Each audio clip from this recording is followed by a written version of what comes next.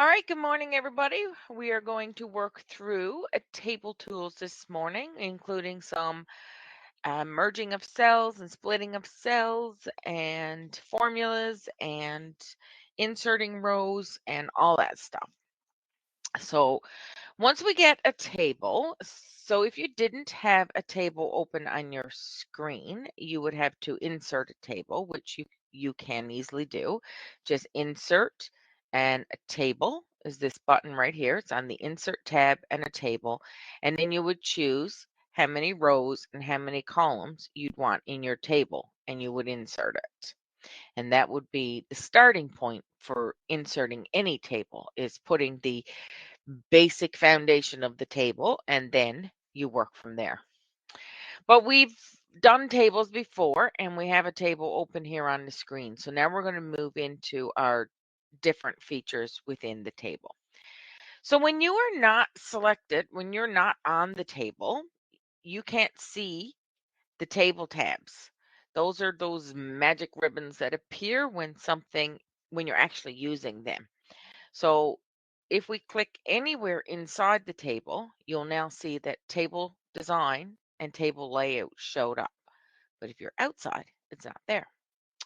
So if you're looking for the table ribbons and you can't find them, it means you're not in the table. So make sure you're in the table. And then there's all kinds of features that we can work within the table design. So inside the actual table design tab, you will see this is where you can choose your header rows. You can format your table with your styles. If you hit your drop down arrow, there's a lot of styles pre-made in Word that you can pick from. And if you're just looking at applying one background, like say this one, you needed it to say red because they owed money and you wanted to highlight it for somebody, you can just choose the background of one cell.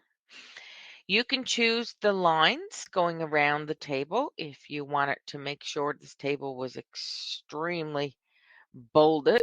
Whoops. You can choose a very thick line and you can choose how thick you want it. And then you would choose where you want it. So if you just wanted it on the outside, you can just change your lines through anywhere.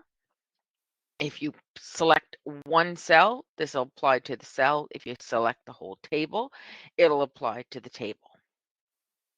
If you select a row or an area of cells, then it'll apply to just that area as well. And then we have the same thing with the border painter. So if we just needed a particular line put in, if we just said, okay, well, we'll just add a line to this one, this allows you to just draw your line on. So those are the features that's in your table design tab. And then in the layout tab, you're going to get into a lot more features. So once you're inside the layout tab, you can draw the table. So you can just turn on your pencil and you can draw a new cell. It'll automatically put the cell in for you. Excuse me. You can also do the same thing for an eraser. You can erase particular lines if you want a couple things to merge together. So that would be your eraser. Your delete would be to delete the whole table, or if you hit your drop down arrow, you can choose to delete a cell, a column, a row. Or, like I said, the main button is the entire table.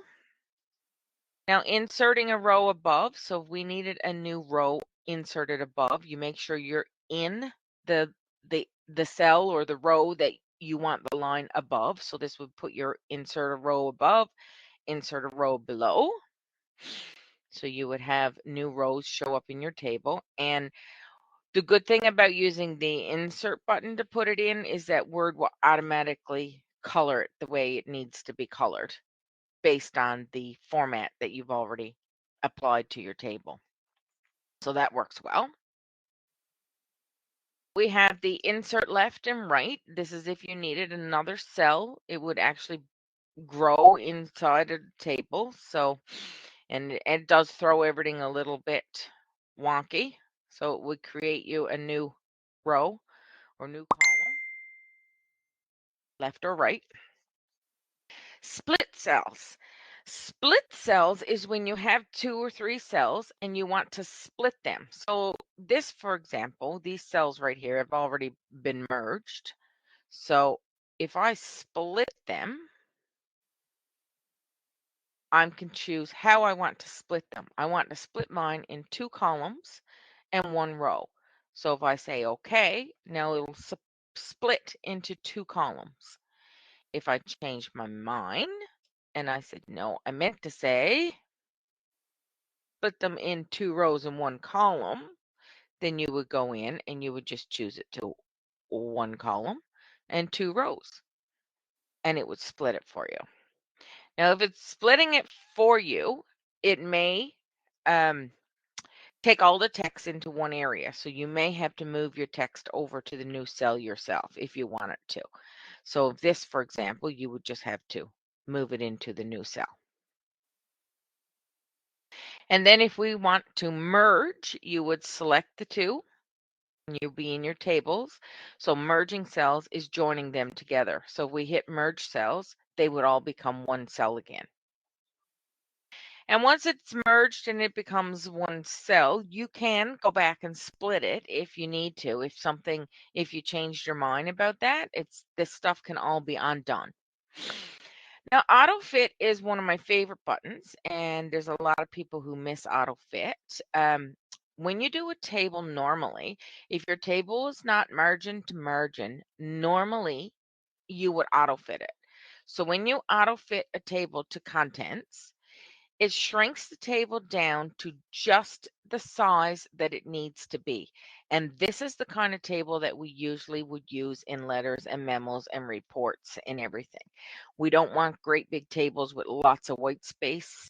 We would just use a smaller condensed table. So become familiar with AutoFit, because if it's in any of our assignments or anything, I would like for the table to be AutoFit to contents.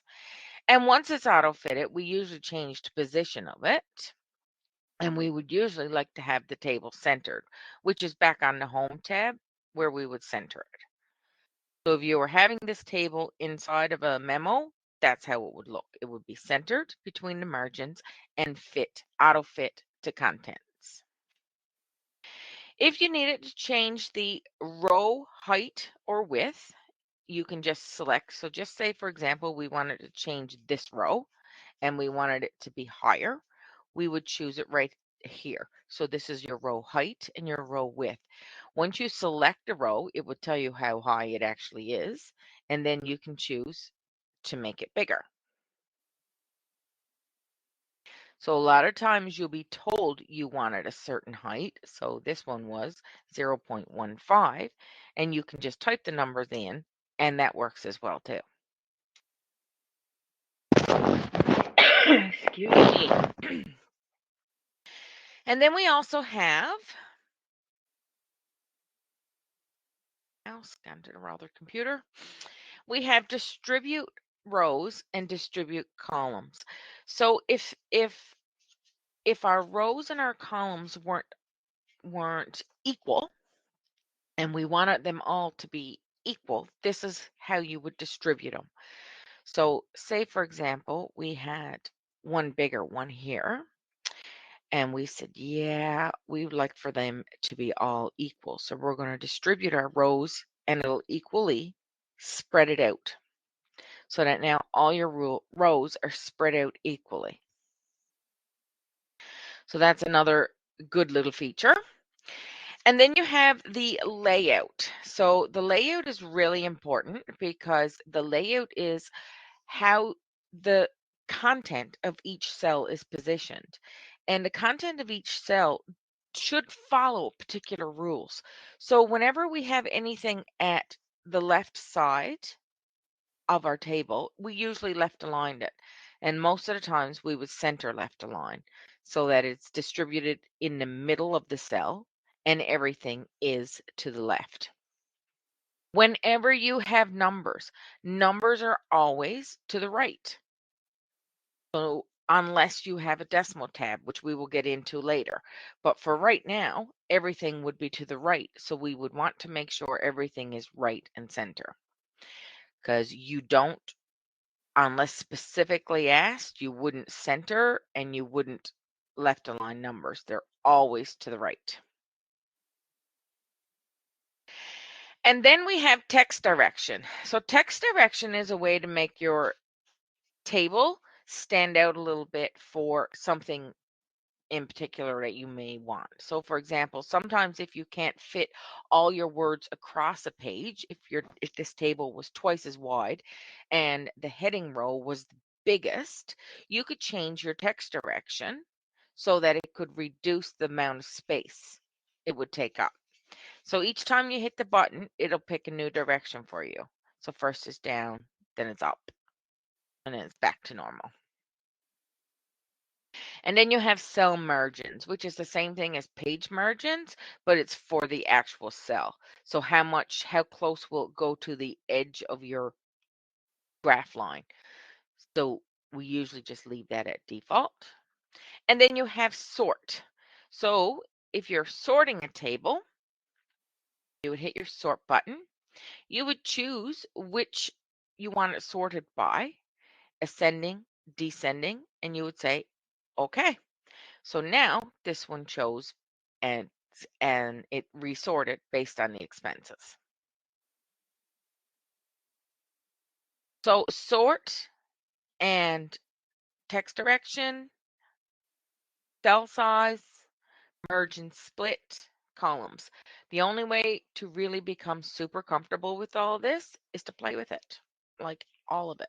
You just continue to play with it. So we can change the alignment into the table tools layout. So if we go into our layout and then we go into our table tools, you can open up what's the property box. So once you open up the property box, this is a position of the entire table. So instead of, like I just did, went to the home tab and centered the table on the page, you can also open your properties box. And if you open your table's property and you're on tables tab, you can choose to center it or right align it right there.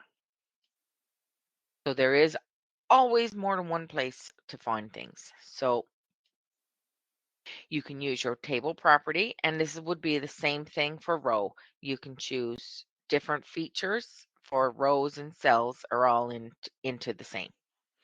So play with your table properties, become familiar with them. You got to know how to insert a row and remove a row and our table design. So again, if we wanted to change our table design, we're back into highlighting the table and we're on the table design tab, and then we're going to pick whichever design works best for you.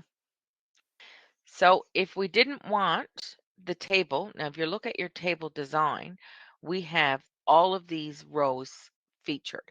So if I didn't want my header row featured, I could turn it off. If I didn't want the total row, I would turn it off. 1 second.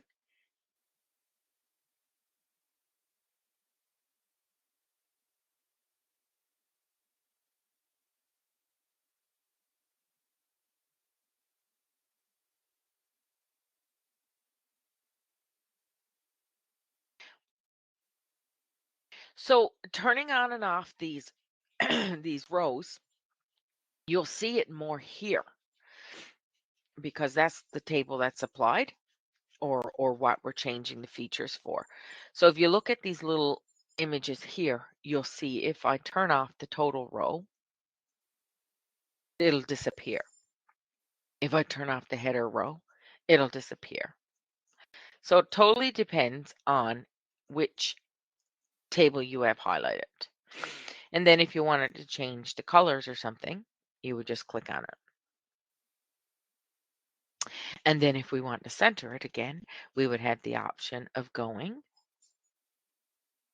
layout, properties, and center our table. Okay.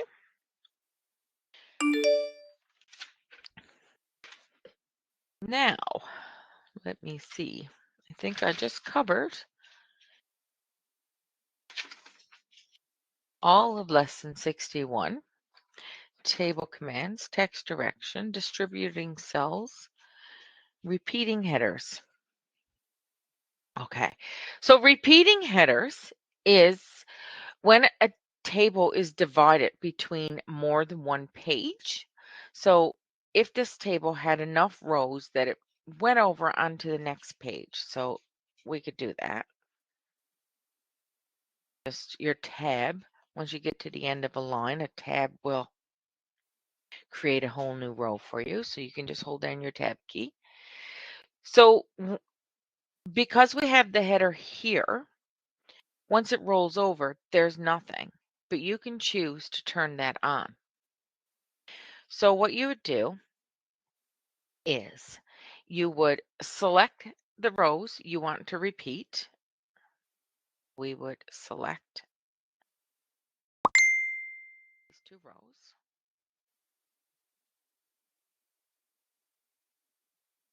Ah, can't even get them. And then we would choose repeat header rows. And once we turn that on, fingers crossed, the header rows should appear on page 2 as well.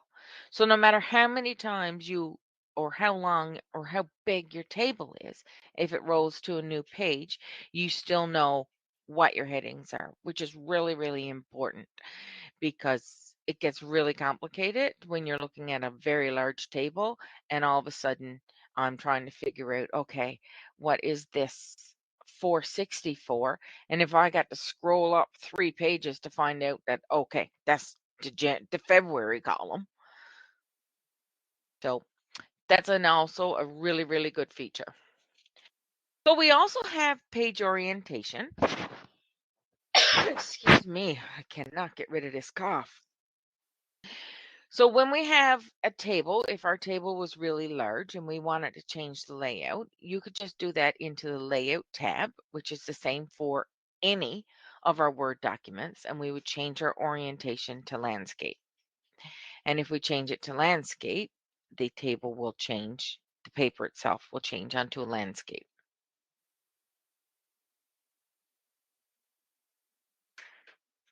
Okay.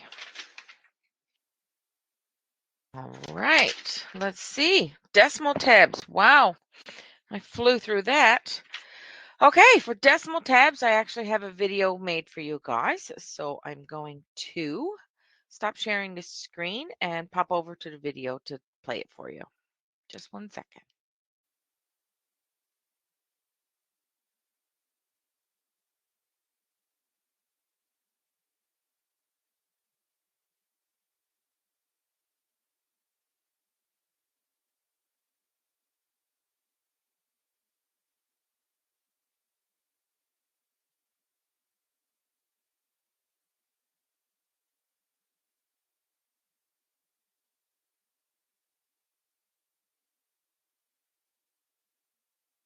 All right, so this is only a 3-minute video and it covers our decimal tabs. Here we go. Hi, everybody. It's Roxanne. I'm going to go over some decimal tabs in a table.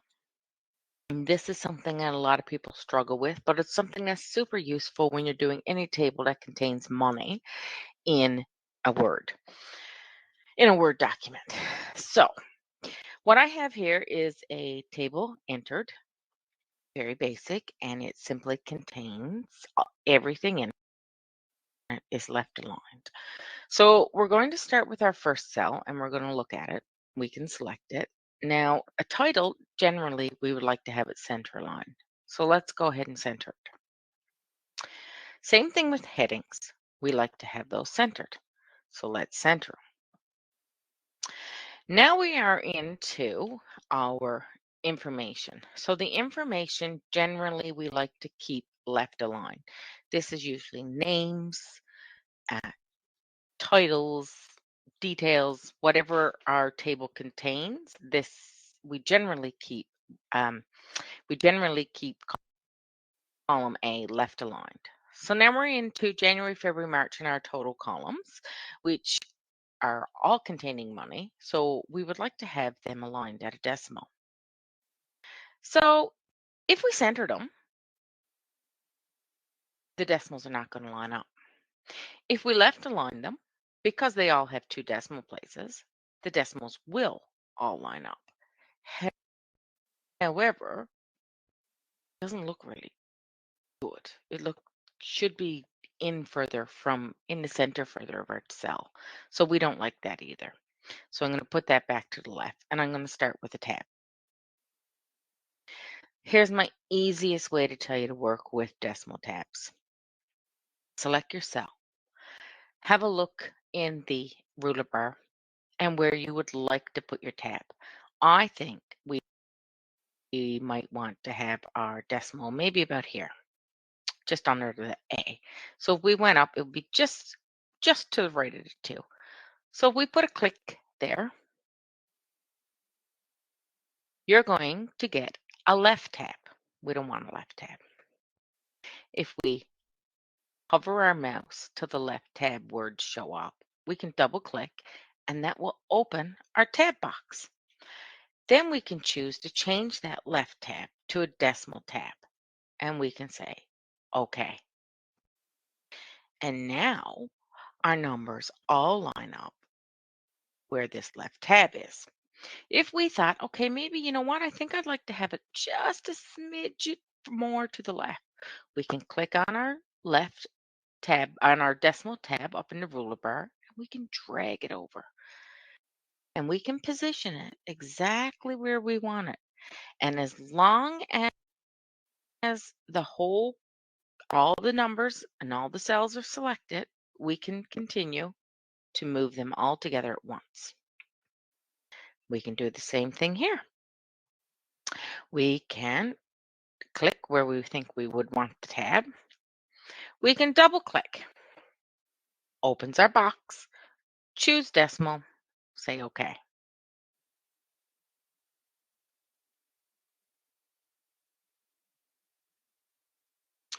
Okay, so that's the decimal tabs, and that is the easiest way to do decimal tabs. So what you just need to do is make sure you select the cells you want to change the decimal tab in, and that's generally the entire column, the entire column. So hopefully that one will help with some of that. And the last thing we're covering, and that puts us right up to the end of lesson 63, is we're going to have another look at another video and cover the formulas. So I'm going to open up another video for you. Just 1 second.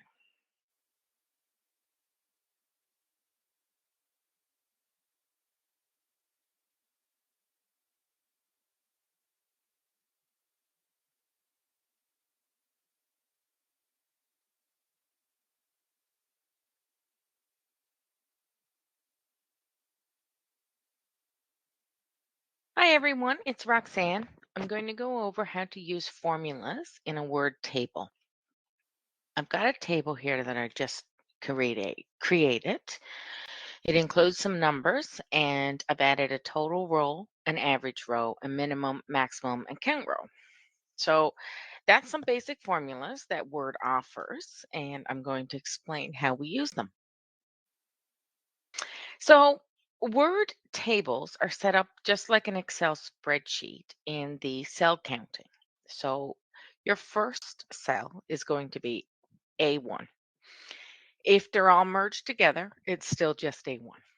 And then you have A2, A3, A4, and same thing. B2, B3, C2, C3. Same thing as if it was in Excel.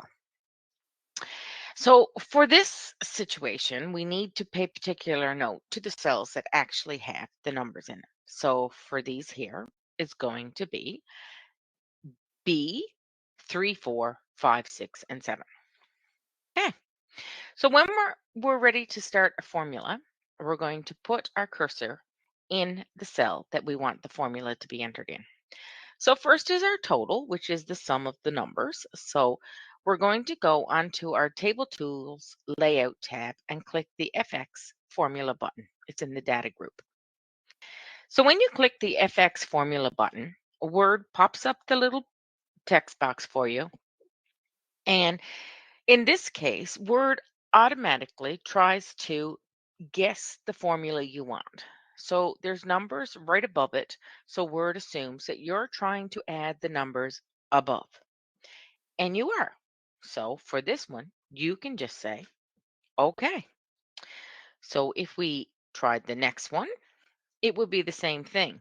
So if, for example, above wasn't there, we could put in our cells B3 colon B7, close your bracket and say okay.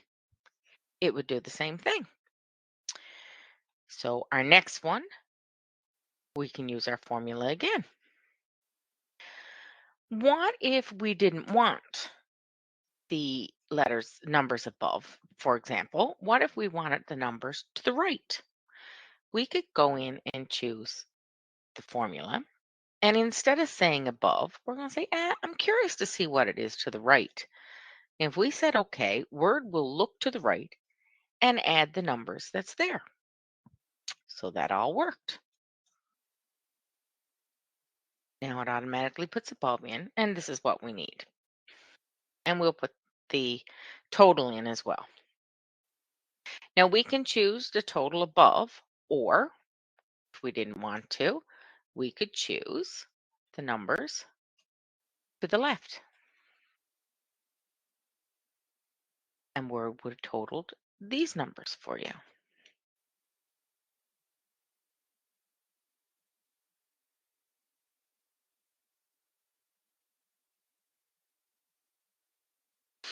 Okay, so now we're going to look at the average. I wonder why these two numbers are identical. Must just be a fluke, isn't it?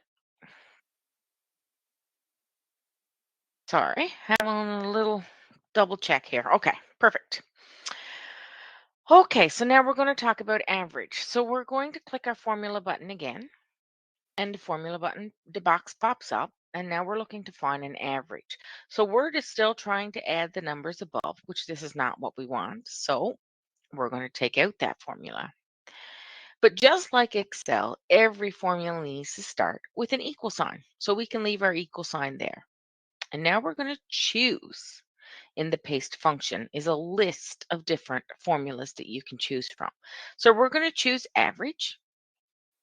And this time is not going to tell us above because that would also include the total, which would also give us the wrong number. So now we have to use our cells in this situation. So we're going to say B3 to B7, and we're going to say okay. And here's our average. We can choose minimum. We can go into our formula button. We don't want sum above. We're going to choose, make sure the equal sign is there.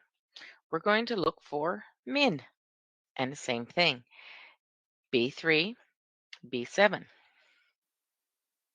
And that will give us our minimum. We can do the same thing for max. Take out the sum above, keep the equal sign. Now, if we know it's max, we can just type it in and continue our brackets, or you can just choose it from the drop-down list.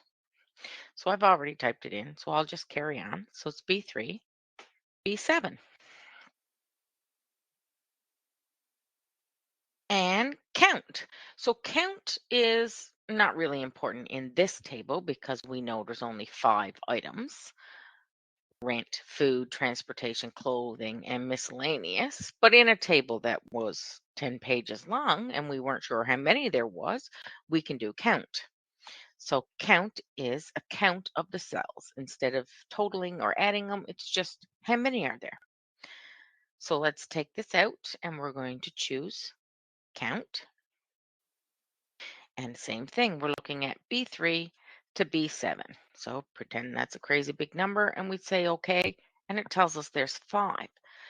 Now, if you notice, it automatically came in as $5. That's because the table is formatted to dollars. So let's take that out and have a look again. If we went back into our formula and we say count B3 to B7, make sure you use your closed brackets. There's also a number format option. So if you drop that number down, you can choose how you want your numbers to be formatted. So we just want a plain number. So we're going to choose just the 0. When we say OK, Word will count it for us. So that covers all the formulas that you're most likely going to need for a word table. Hopefully this helps. If you have any questions, of course, please ask me.